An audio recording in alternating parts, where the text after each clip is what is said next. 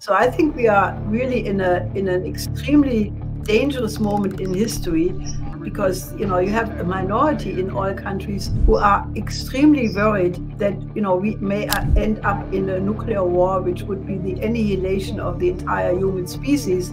The problem is that the Western society has gone in the opposite direction, not thinking about the physical economy, but thinking about money. I mean, that was a change which actually occurred on the 15th of August 1971. So just a couple of days ago, we had the anniversary, the 53rd anniversary of that fateful decision of President Nixon, when he decoupled the dollar from the gold standard. He replaced the fixed exchange rates with floating exchange rates. And my late husband, LaRouche, was the only economist who at that time prophetically said, if you continue on that road to monetarism, we will end up in a new depression, in a new danger of fascism, in a new danger of a world war, unless we go into the direction of a completely different economic system. And we are experiencing right now exactly the realization of his forecast. We are in a new depression, we are in the danger of a new fascism, and we are threatened with a new world war.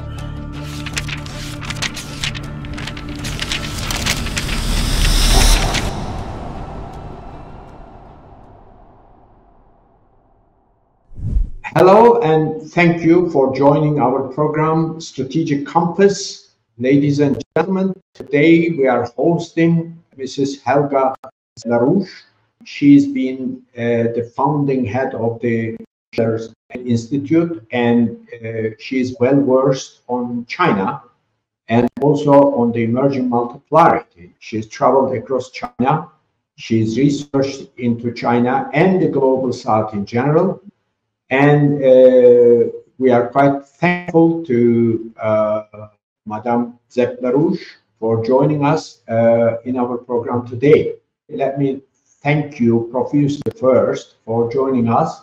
And if you would like to start by commenting on the emerging multipolarity in particular, and how would you see the emerging multipolarity and the US empire's reaction to stem multipolarity at some stage, to basically stop it, if possible, though the move for multipolarity appears to be quite unstoppable. So let me take your, please give us a take on that first, and then we'll take it further. Well, thank you first for having me on this program.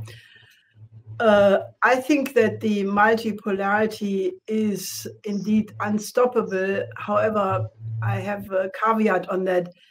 The development into multipolar world is clearly a blowback to the effort by the United States and the British in particular. When the Soviet Union disintegrated, they tried to establish an unipolar world. This was Fukuyama's famous statement that this was the end of history. And what was meant by that is to impose the neoliberal model on the entire world, including the value system, which would go with the neoliberal economic policies. And that was actually not well received by civilizations who in part are much older, like China, 5,000 years, India, 5,000 years, African nations, and, many are actually regarded to be the cradle of all of mankind. So there has been a huge blowback, and I think the effort right now by the global South to end 500 years of colonialism has been made possible because of the rise of China, the spectacular Chinese economic miracle, which transformed the Chinese civilization from a very low level of development during the time of the Cultural Revolution. In the last 40 years, due to the Deng policy of reform and opening up, China has made an economic miracle, which is absolutely unprecedented in the whole world. They lifted 850 million people out of poverty. And since 11 years, they initiated the Belt and Road Initiative. And that made it actually possible for many developing countries, or countries which were previously called developing, but which were actually not developing, to actually start to overcome seriously their poverty and underdevelopment through infrastructure, through industrial development. So this has now led to a multipolarity, but I think it's very important that the Chinese are also offering one additional element, and that is the idea of the shared future of the one humanity. And I think it's very important that despite all multipolarity, that the higher principle that we are one mankind sitting in one boat is always put ahead of all multipolarity. Because if you only stay in multipolarity, you are still in the realm of geopolitics, where you have the interest of one group of nations against another group of nations. And that geopolitical thinking must be overcome, because that was actually what led to 2 world wars in the 20th century. And therefore, I think we really have to have, on the one side, sovereignty, but on the other side, also the idea that we all belong to one unity. Thank you on that. Now, let's carry on with the emerging multipolarity and the shape it is going to take in particular. Would you subscribe to the view that with China's rise in a spectacular way, as it has been, the whole world, and particularly the balance of power politics, have indeed changed in a substantial way? For instance, when we have a look at the last 500 years or so of world politics and world history, what we see is that multipolarity is a dominant feature in any case. Bipolarity, which emerged after the Second World War as a result of huge losses in the Second World War, and also due to the ideological confrontation between the West and the Soviet Union, was something like an exception to the rule. Even during that bipolar world order, there was rising China again, and with China cooperating in geopolitical terms with the United States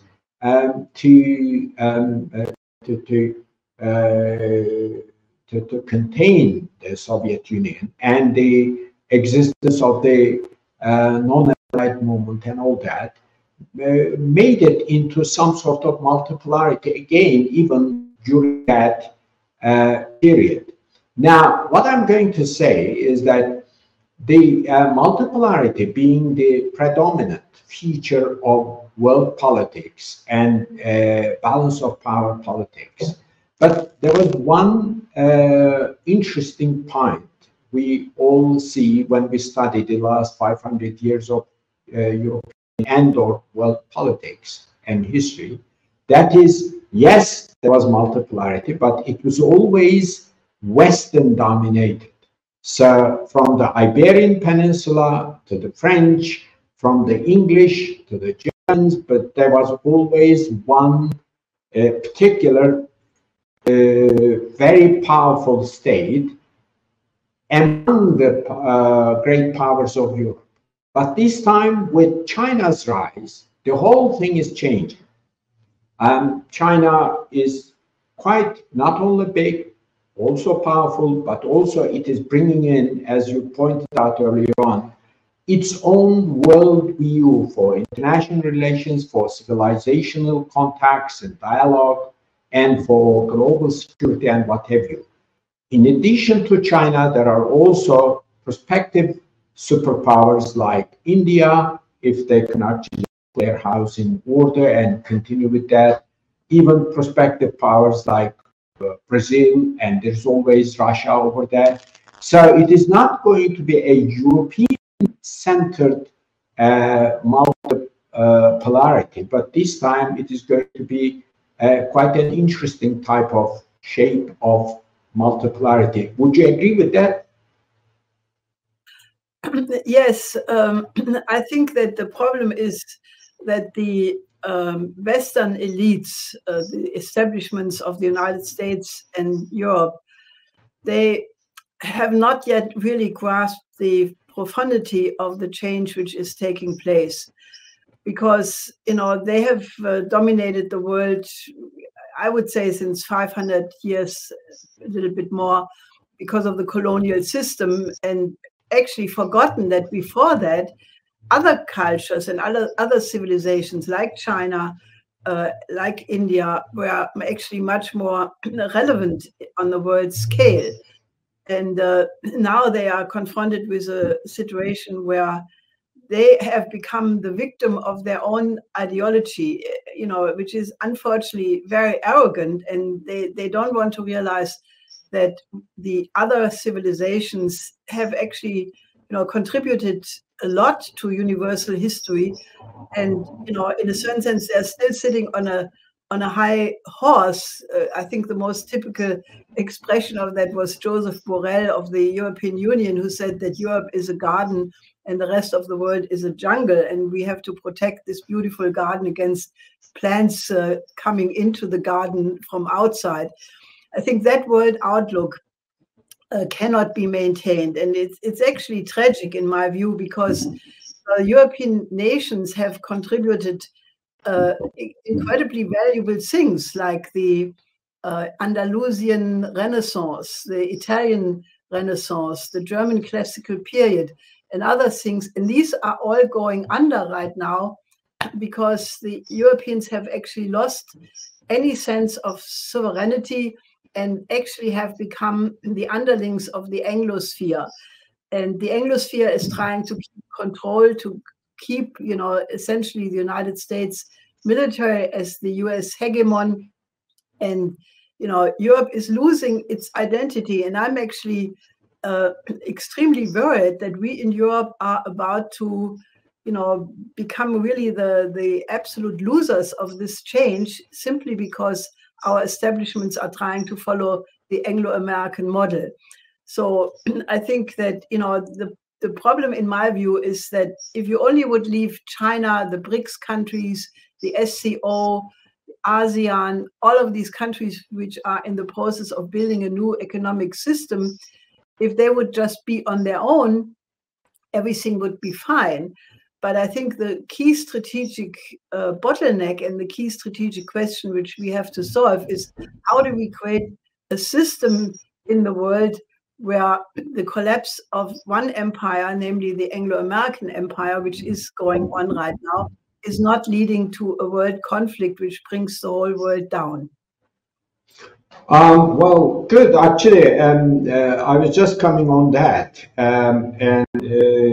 Now, the US empire and its vassals, in a sense, and surprising that the continental Europe is just following the US empire without questioning the merits of the policies from their strategic point of view, from their national and from their national interests and what have you. And we have seen over the last few years how the United States and its allies across the world, not only in Europe, but also Asia Pacific allies, they are trying to contain China on one hand. They are trying to basically defeat Russia, or basically inflict a strategic defeat on Russia through the Ukrainian war and all that.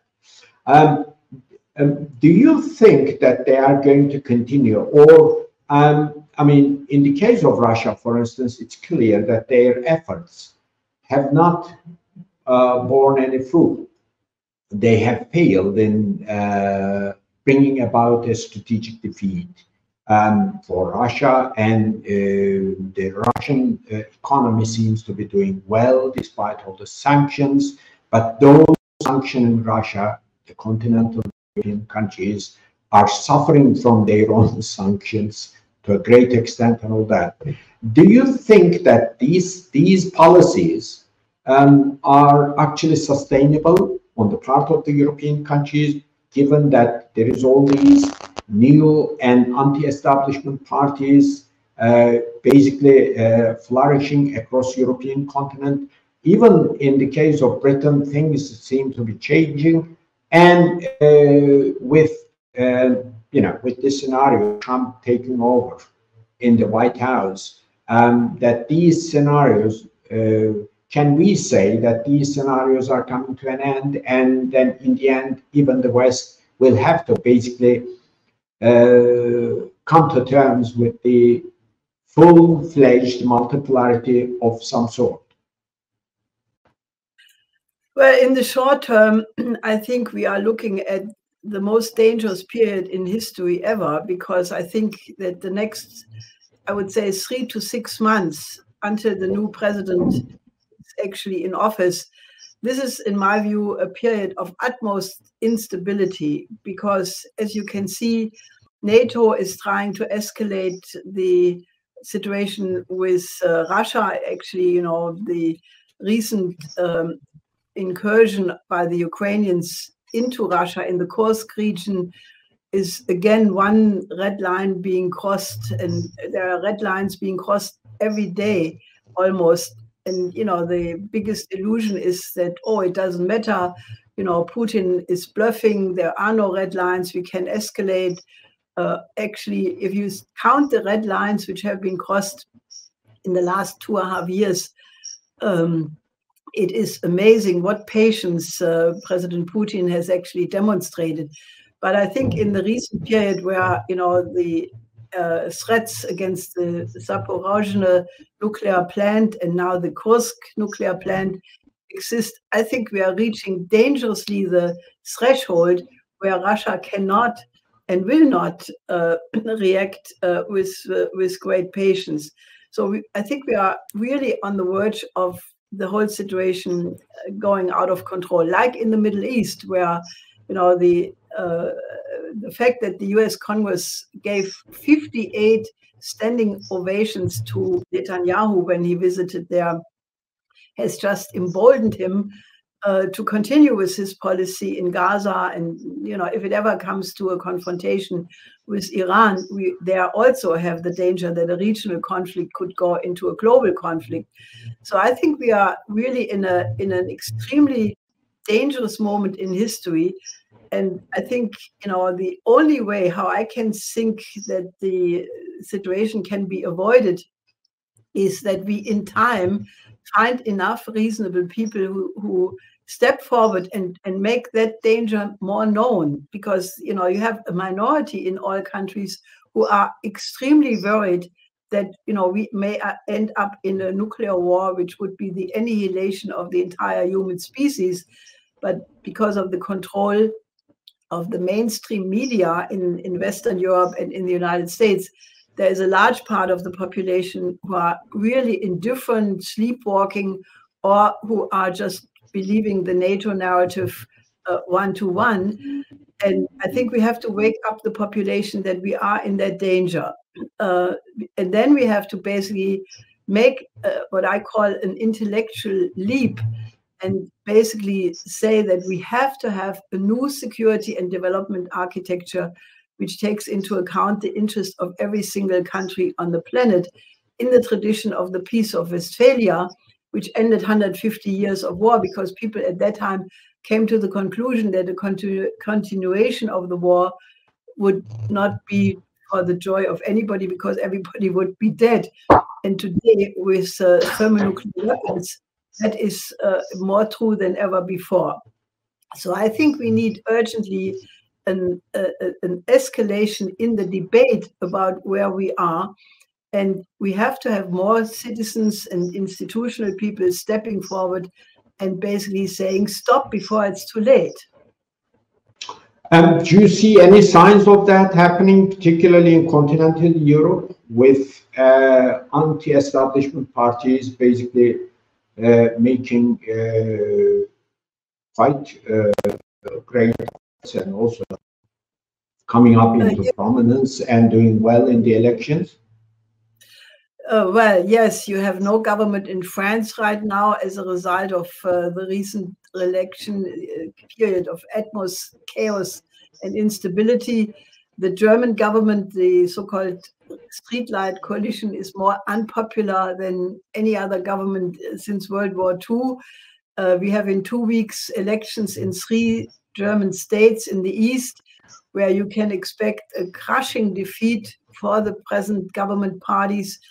So I think, we are in a period of utmost flux, but I do not only count on elections because, we have to build bridges between the reasonable forces in Europe and the global south.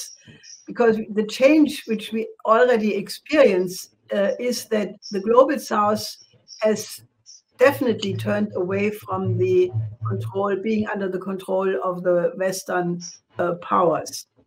They are building a new system, and they, in fact, already represent 85% of the human population. If you count the BRICS countries, the new members of BRICS, the countries who want to be part of the BRICS, and then all the other organizations I mentioned before, Shanghai Cooperation Organization, Eurasian Economic Union, African Union, ASEAN, Mercosur, all of these are countries where the majority is aspiring to be in a new system which is based on the 5 principles of peaceful coexistence, on the values of the non-aligned movement. And, I think that we have to somehow get the European population and even the American population to understand that we have to make the move away from confrontation to cooperation. The alternative is World War III.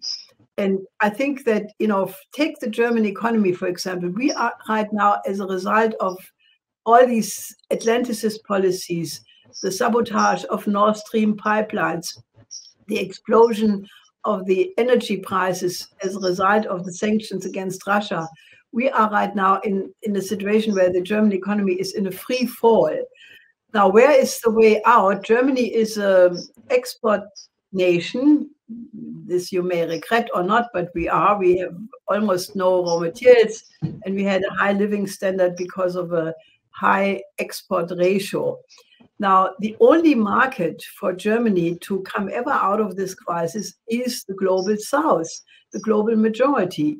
And, I think that this is now a debate where we have to make the decision. If we stay with the NATO line, confrontation against Russia and China, then, not only do we have the danger of a short-term escalation into a world war, but in the best case, and that is an ironical remark, the world would fall into 2 separate blocks: a NATO bloc, global NATO, Europe, the United States, maybe Japan, Australia, New Zealand, South Korea, and then against the rest, which would be, these other countries associated with the BRICS.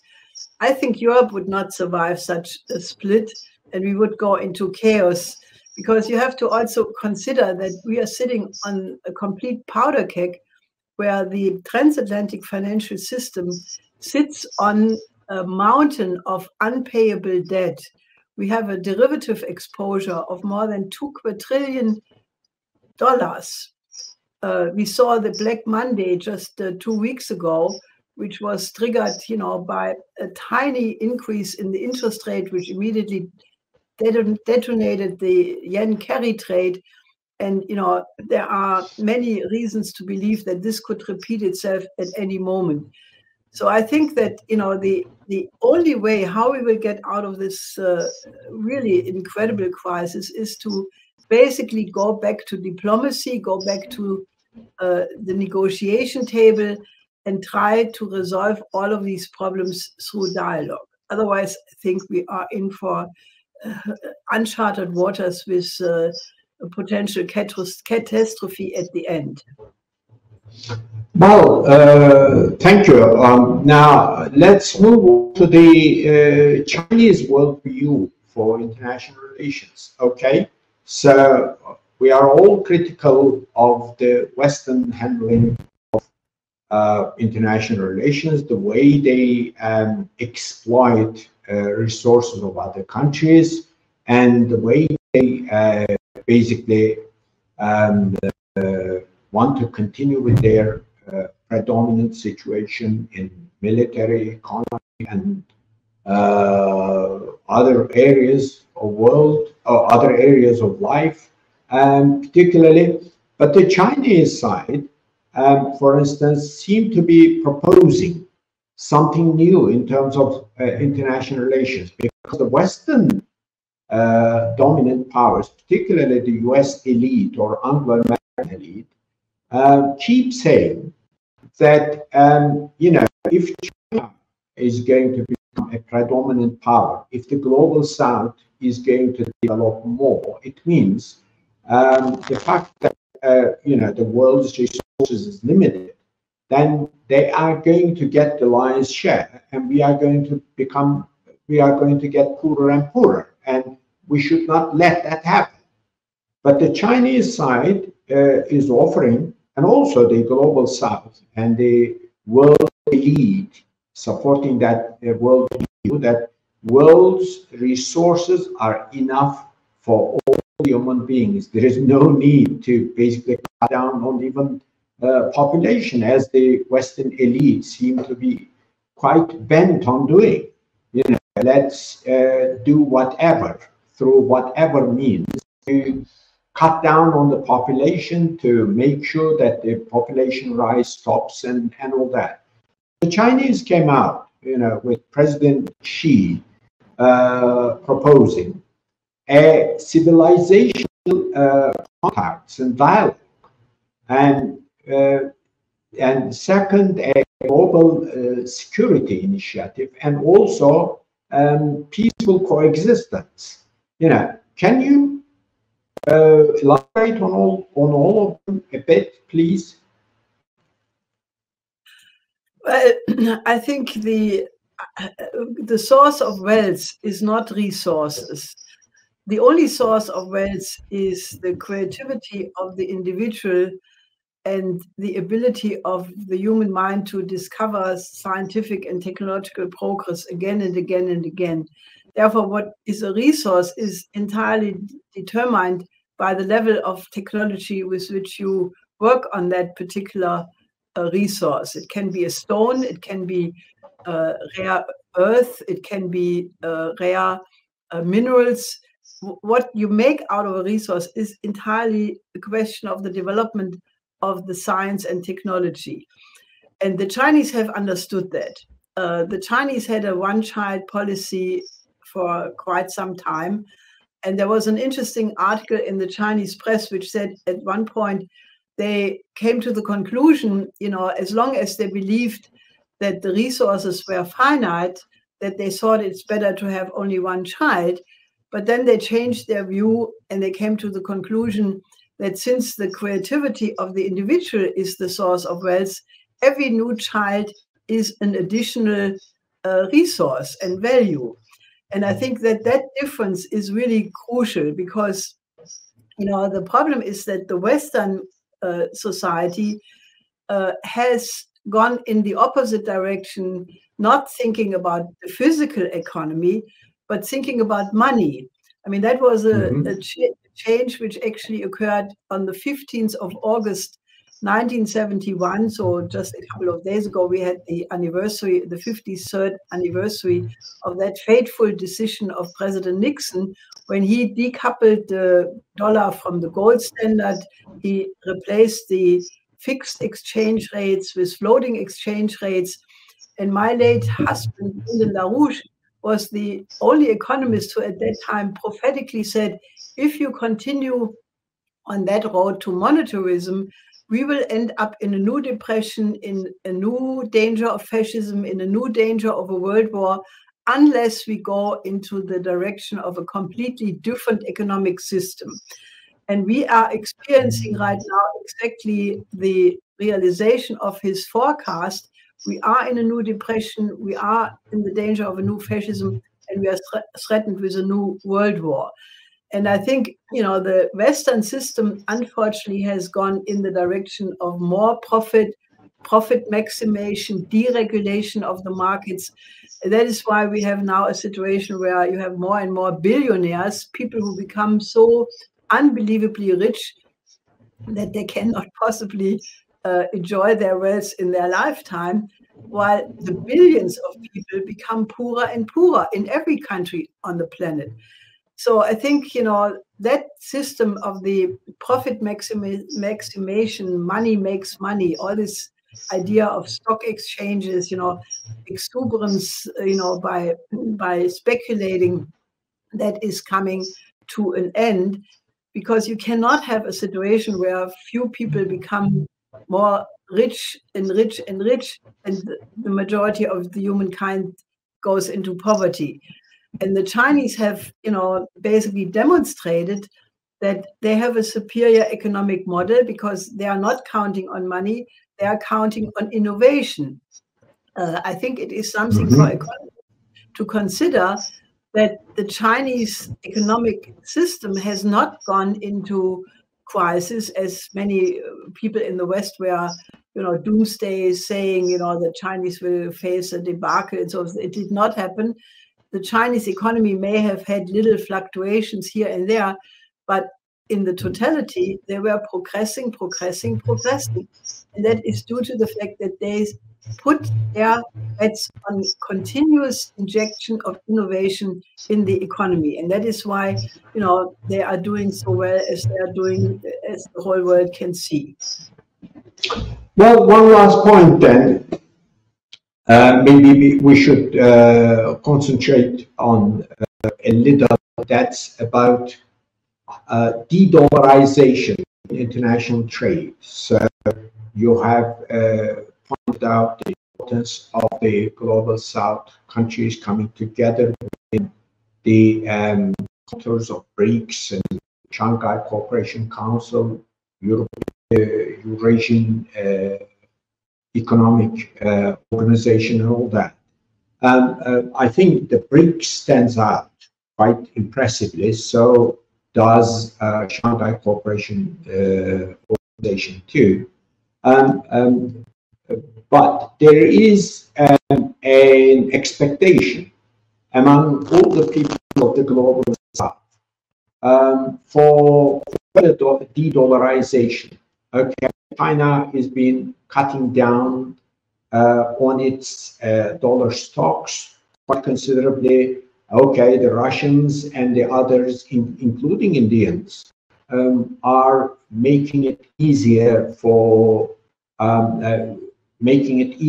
international trade through their national currencies and what have you. But there doesn't appear to be an absolute break with the dollar, because that is when the I think the U.S. empire is going to felt the damage quite considerably, and they won't be able to, how shall I say, walk around, you know, in a trigger-happy way as they have been doing over the last few decades or so. So, what is your take on that? When is it gonna come out, and in what form do you think is it going to come out? All that. Let's hear your take, please. Well, I think the de-dollarization is the self-protection of the countries of the global South against the policy of sanctions, unilateral sanctions, which were not justified by the UN Security Council, aimed to regime change, you know, aimed to worsen the condition of the population so that they would get a different government. I mean, then the you know, weaponization of the dollar and the euro, you know, confiscating 9 billion from Afghanistan, 300 billion from Russia. So the countries in the global South look at that and they say, wait a second, if I have my assets in dollar denominations or even euro, they are at risk that they could be taken at any moment. So they are going in the direction of de-dollarization. And right now, for example, there is a debate in Europe. The European Union wants to use the interest rate gains from the 300 billion from the Russian assets to finance more weapons to Ukraine. I think this is very foolish because, you know, the global south will look at that and say, look, they are really escalating this policy. And I think it will increase the de-dollarization and the efforts to go in the direction of building a different economic bloc. Obviously, you know, nobody wants that the world ends in a crash, because that would be to the detriment of the people, you know, the average person, their income, their food, their living conditions. So I think, you know, given the fact that you cannot just go out of the dollar overnight, because a lot of tendency, the trade is still occurring in dollar. The interwovenness of the economies is too big. This is why both Russia and China are slowing down the admission of new members into the BRICS, because it has to be a slow but very orderly and careful process, not to rock the boat too much. So I think, you know, the key question is, I do not like to think in these terms, because if you think in these terms, it's almost impossible to see a way out. I think the way out would be to have the countries of the global south, Brazil, Indonesia, India, Egypt, Nigeria, South Africa, Turkey, other countries speak out more clearly and say, we want to cooperate with Europe, we even want to cooperate with the United States, but on the basis of equality, on the basis of a new model of cooperation. And, you know, that we have to really try to organize the people in Europe around to come to that view. I think, you know, the key question is really, how can we make the jump of thinking of geopolitics to the thinking of the one humanity? Because if you start to think about the common aims of mankind first, you know, then you can solve any problem. And I think, you know, that decision, either go for confrontation with NATO or go for the idea of a new world economic order, which allows for the development of every member of the human family, that is something which needs to be discussed openly, because I think there is not enough courage to show the two roads. And, you know, my organization, the Schiller Institute, is convening many international conferences where we are trying to bring these different groups together, because I think, you know, only if we come to a negotiated solution is there a good end in sight. Well, thank you very much. Unless you have anything to add, please go ahead. Otherwise, we can end the program here. It's been quite good and very illuminating indeed. Thank you very much. Well, I just want to say one last point, and that is that, you know, we are in a historical moment where the fate of all of humanity is threatened like never before. And it does require a lot of goodwill, and every human being should try to become a better person, because only if we bring forward the good inherent in all human beings do we have a chance to come out of this in a good way. Well, thank you very much. As we say in Turkey, inshallah, hopefully it will go that way, and the empire of lies and arrogance will not cause a great war, which would, as you pointed out, which would end humanity. And hopefully that is not going to happen, and hopefully the empire, the US empire and its vassals, will have to understand one way or the other that they can't get their way all the time, everywhere, and in any situation. Well, thank you very much for joining us on our program, and hope to see you further in our programs again. And thank you very much. Thank you.